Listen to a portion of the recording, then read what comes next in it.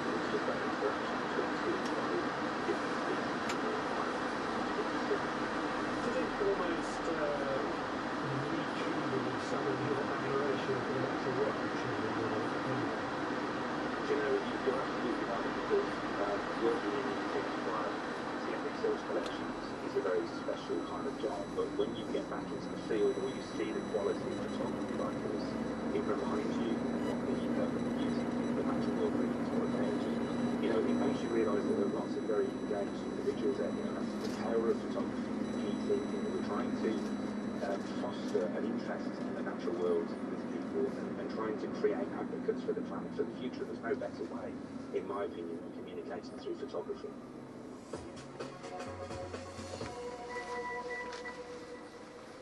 Right, back to that audio clip that you heard at the start of the show. Hannah Hart knew her mum could sing. When she took to the stage at karaoke, she always stole the show. But when a chance email revealed that she'd once been a recording artist called Fung Cam in 1960s Saigon, Hannah was stunned. She chats to Mabine Azhar on our podcast, Lives Less Ordinary. I said, don't sign anything, because she also said they were asking for my passport info and my bank account and my date of birth and my social security number. And I said, don't do anything. That's somebody's trying to get into your bank account. Don't sign anything. Just delete it. Did you delete it? And she says, I deleted it. And so that was the end of the conversation. And then how did you go about having a conversation and understanding that this request was actually opening the door into a world that you didn't really know anything about? So in January of 2020, we were sitting around the dinner table and my mom says, oh, do you remember that song that they wanted to use for the movie Makbir, which is Dreamy Eyes? I said, yeah, I remember, but it was not for real, right? And she says, no, the movie is released. That's when I said, so the music was real? And she says, yes, I think the movie is real and the music is real. And I said, did you record a song? I mean, like, where is this recording? Who recorded it? Like, how? It was like this little light coming in, and that's when I just started all of these thoughts in my head. The first thing I needed to do was figure out anything about my mom, and so that led me down to spending hundreds of hours on YouTube, radio stations in Vietnam. I went on people's Facebook. I looked on pretty much anything that I could get my hands on. I was able to find an album on eBay, and that album was an original that had 4 of her songs on it. My eyes bugged out. I was looking at the screen and I was like, oh my gosh, this is an original LP. I immediately put a bid in and there was a counter bid, and I was like, somebody is bidding against me? How can that be? Who would want this music? It's so old. I needed this album to confirm that this is my mom's original music. So I put the max bid at $2,000. I was not gonna let this get away. I needed confirmation. So I bid $2,000 and I got it for $167. And so once I got it, it was incredible. It was old, it was so fragile. The cover was falling off. I had to pick it up with like my fingertips because it was so crumbly. Well, 90,000 of you have seen our Facebook post about this story, and here's one of the songs recorded by Funtan.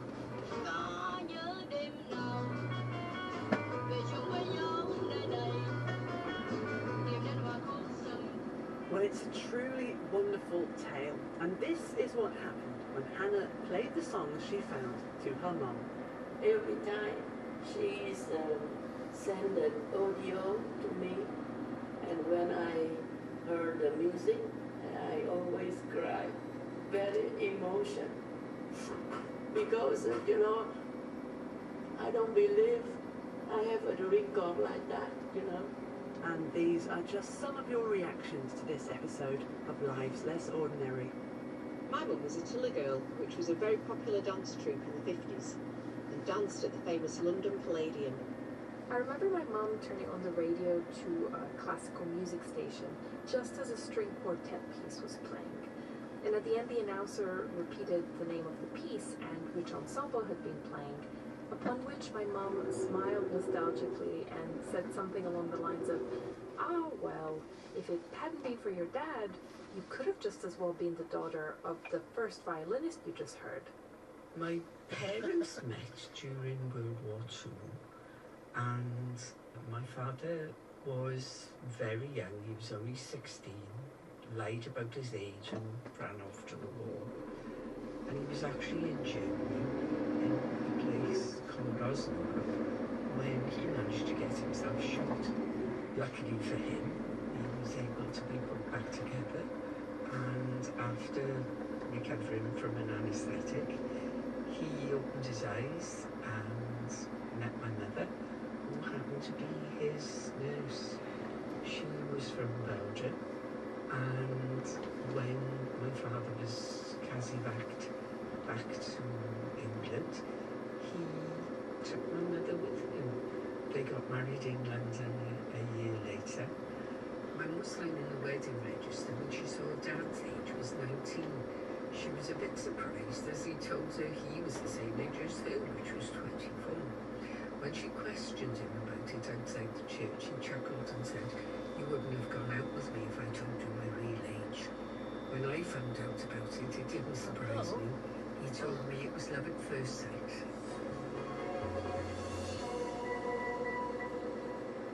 Well, that's all from me this week, and as always, I'm going to tell you where you can find us, and that's on Instagram, Facebook, YouTube, and on X. Just look for BBC World Service on all of them. And have you subscribed to our newsletter? Well, it's free and it lands in your inbox every Thursday. It highlights the best of the week's radio and audio. Just head to bbcworldservice.com and you can sign up there. We love reading and responding to all your comments, so please do get involved and let us know what you think. They might even end up on this programme this time next week. Thank you for all your streams, your downloads, your video plays and your comments this week. It's a team effort. Without you, we couldn't make the programme. The presenter was me, Anna Doble, and the producer was Bridget Harrison-Droper.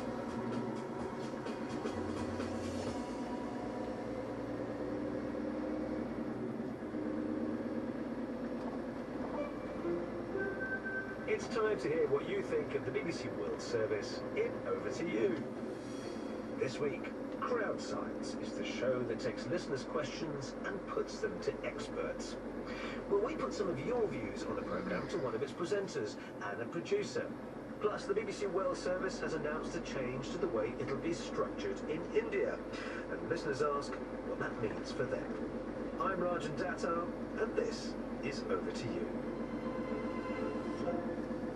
A recent Crowd Science posed the question, why do we daydream? As with all editions, it began with the show putting a listener with a question in front of experts. I daydream every day, and it could last for like 5 minutes to 5 hours. Hi, Over to You. It's May Yu from Toronto, Ontario, Canada. I just listened to the Crowd Science episode on why we daydream, which I felt was very interesting and informative. Although there was a lot of new information to me, I wish that more time had been spent to discuss some of the points. For example, about maladaptive daydreaming. I did appreciate the tip at the end about how we can maybe focus on something that's visually or perceptually quite busy to break the daydreaming chain. Lorraine Bates, Melbourne. I've heard some episodes of Crowd Science, but have thought the topics are sometimes either weird or not of interest. Also, the way they go about investigating them often does not appeal. A good starting point, I think, would be to get ourselves a definition. What actually is daydreaming? Okay, so you think that's a basic question, but it's actually quite complicated. Hello, this is Ashish Basu calling from Canada. What I like most about it is a crowdsourcing program. What I mean by that is it's questions from us, the audience. Each one is unique and it's presented very well. The problems that are discussed with the help of experts are easy to understand, and I thoroughly enjoy the show. Well, joining me now is one of the show's hosts, Marley Chesterton, and one of the producers, Ben Motley. Our listener, Ashish Basu in Canada, says what I like most about it is that it's a crowdsourcing program. So maybe it's worth explaining, first of all, what exactly is crowdsourcing and how does it relate to Crowd Science? Well, crowdsourcing basically means that all of our content essentially comes from the listeners. We have a very, very full inbox of brilliant questions, most of which we don't have time to use. Everything that you hear on Crowd Science has come from the listeners. So let's talk about that. How do you select then from that very full inbox? How do you decide what works for the programme? We sit around, we have weekly meetings, we have people on the team who have particular preferences, and between us I'd say we cover pretty much everything, and we sit around and argue about what are the best questions, and then we go from there. Now, our listener, May Yu in Canada, says she'd have liked a more detailed explanation of maladaptive daydreaming, which is to explain the tendency for some people to choose to daydream for a prolonged period. Is her criticism fair? Well, I think every single week we would like to give more detail about all of the various things that we learn ourselves in order to answer these questions. But the programme's 26.5 minutes long and there's only so much you can fit in. So in a way, it's about working out what information you actually need to help you answer the question, you know, from beginning, middle and end. Gary Moody, Indianapolis, US. How should we measure cleverness was a worthy and important topic. The discussions with the team of researchers were insightful and instructive. However, the intermittent gimmick of having the Crowd Science staff pit their wits against a multitude of mind-bending puzzles from an old TV show was puzzling. It seemed to have little relevance to the topic and the discussions with researchers. Let me explain. We're in a giant puzzle room called the Crystal Maze.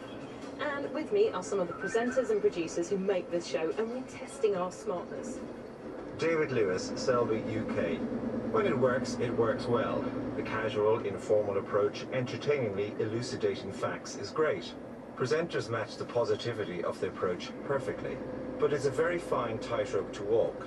It's all too easy to tip into science as trivial pursuit, and the whole approach then becomes ammunition for those who accuse the BBC of dumbing down serious subjects. All in all, it's an entertaining and informative listen, but keep an eye on content control. So our listener Gary Moody in the US says that having the Crowd Science staff pit their wits against puzzles from an old TV game show, which I believe was Crystal Maze, was puzzling to him. Was that a little bit country specific, perhaps? I made that one, so my bad if Gary didn't get it. What I was trying to do, Gary, was something that Crowd Science aims for every single show, which is we don't just tell you a load of science, we kind of embody it. So we're trying to show rather than tell. And when you're talking about how you measure cleverness, actually it's quite an esoteric thing. But I thought what would be quite good is to have us demonstrating that. It just kind of breaks up what can be quite dense, and it gives you time to hear the theory and then hopefully have us practice the demonstration. I appreciate if that didn't work for him, then that's my bad. But it does relate, in a sense, to what listener David Lewis was talking about, which is that, you know, you've got to be so careful, haven't you, about turning it into Trivial Pursuit and giving ammunition for people who say that BBC is dumbing down and all that kind of stuff. I would like to think that we aim not to be trivial and silly at all, and everything that we do is to bring these, as David puts it, serious topics to life. But something I would add to that is there is a lot of serious science out there, but there's a lot of serious scientists having a lot of fun doing it, and I love the fact that we can tap into it. Marnie Chesterton, Ben Motley, and everybody who contributed, thank you very much indeed. Next, and late last year, the BBC World Service announced a change to the way it'll be structured in India. Now, regulatory changes mean that any company publishing digital news content from within India must be majority owned by Indian nationals. And so that's meant for the BBC the creation of a collective newsroom. And indeed, this past week, senior BBC staff have been in Delhi working on that restructure. All this, of course, in the run-up to a general election in the world's largest democracy. Now, these changes have prompted a number of listeners to get in touch, starting with this concern from Naimish Keswani in India. I wanted to ask, will the BBC be responsible for the safety of the collective newsroom staff, for them to be able to work independently without any interference from the Indian government? Hello, over to you. This is Pradeep in Bengaluru, India. Every organization has to comply with the laws of the country they are based in. So the establishment of collective newsroom by the BBC is understandable. Will the journalists associated with the collective newsroom also contribute to the English language news programs, or will they be restricted solely to the vernacular language programs? Well, we invited the BBC to respond, and in a statement they told us, BBC services to Indian audiences will continue across the existing 6 Indian languages and in English, with no changes to the quality or quantity of journalism under the BBC brand in India. What is changing is the way the content is produced, with the BBC commissioning output from the Collective Newsroom, a new Indian-owned entity. Set up by 4 senior BBC India leaders with a wealth of editorial and programme-making experience, the Collective Newsroom will adhere to the BBC's editorial guidelines and produce content of the same high standards audiences expect of the BBC. The values and integrity of the BBC will not be compromised. And as these changes bed in, we'll be sure to come back to your views or concerns on whether this is affecting news coverage in any way. You can email over to you at bbc.co.uk, or you can tweet at over to you BBC. So that's it for now. Thanks as ever for all your input and for listening. I'm Rajan Datar. The producer is Howard Shannon, and there'll be more of your feedback at the same time next week.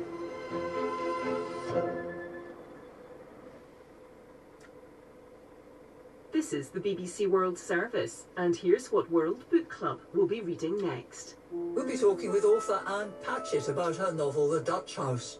It's a dark, modern fairy tale set in post-war America that traces the love between a brother and sister, their vanishing mother, distant father, and jealous stepmother. Spanning 5 decades, the story is told with a fine balance of wit and heartbreak. World Book Club from the 2nd of March. In 30 minutes, The Conversation. A National Geographic explorer who has immersed herself in communities to understand the impact of climate change talks to a German professor who has made an atlas of islands threatened by rising sea levels. They discuss the threat of rising seas, flood damage and increasing temperatures. This is the BBC World Service, the world's radio station.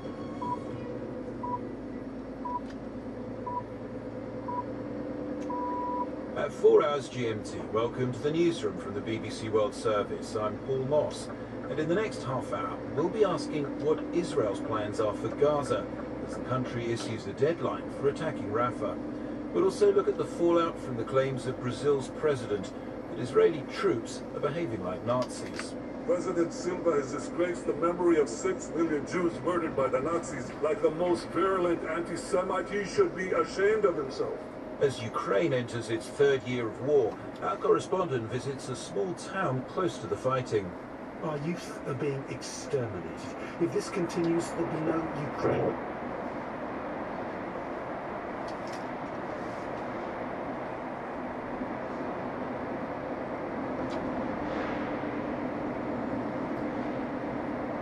Human Spectrum, and the gang of elderly Italians accused of trying to rob their way to happy retirement. You're listening to the BBC World Service.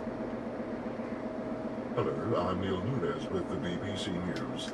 Israel has given the first indication of when its forces might launch a ground offensive against Rafah in southern Gaza. A minister in the Israeli War Cabinet, Benny Gantz, said the assault could start in 3 weeks. Paul Adams has more. The people of Rafah know an Israeli assault is coming, they just don't know when. Benny Gantz said that unless the remaining Israeli hostages were released by the start of Ramadan, then the war would come to Rafah. That's 3 weeks for Israel to devise and implement a plan to evacuate an estimated 1.3 million civilians, something the Biden administration has demanded before troops go in. The Israeli military has done it before in Gaza City and Khan Yunis, but in each case tens of thousands of people stayed put and thousands died. Police in Papua New Guinea say more than 50 people have been shot dead in tribal